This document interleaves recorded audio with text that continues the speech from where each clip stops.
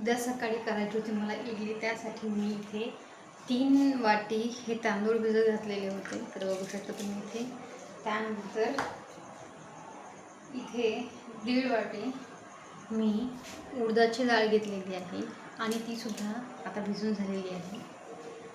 त्यानंतर हे 1 वाटी मी इथे पोहे घेतलेले होते. त्यानंतर त्याच्यामध्ये पाणी टाकून पोहे जर का इडलीमध्ये टाकले तर ती इडलीला स्पंज पण छान येतो आणि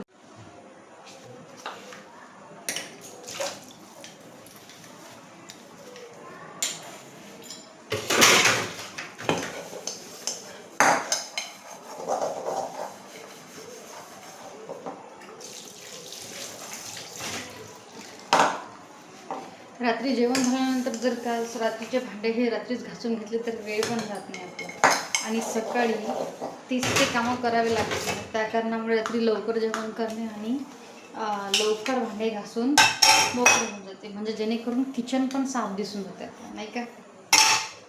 तर इथे माझे भांडेसुद्धा घासून झालेले आहेत.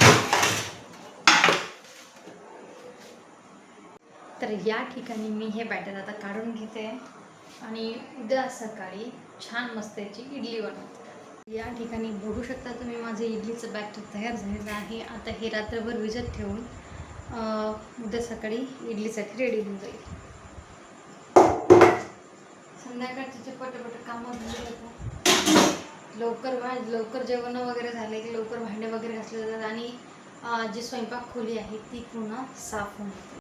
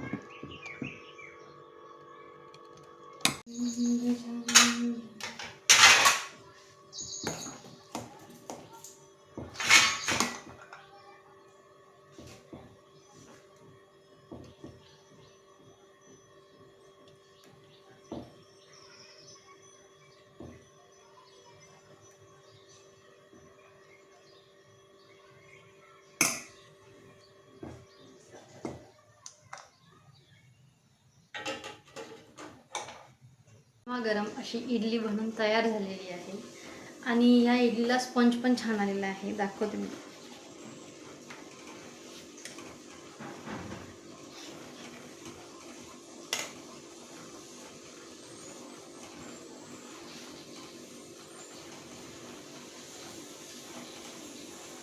इथे बघू शकता, इथे सांबार बनवण्यासाठी मी 1 वाटी तुरीची डाळ आणि त्यात थोडेसे बटाटे टाकलेले आहेत.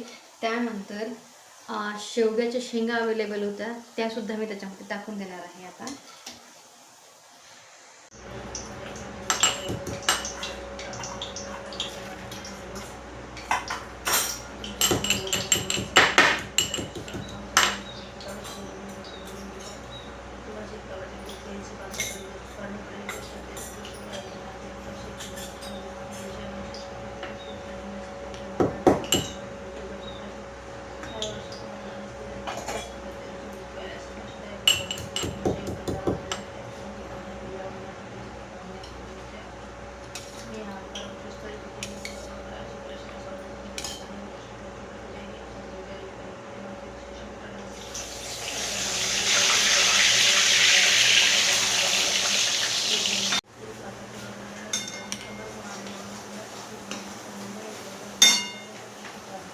झालं.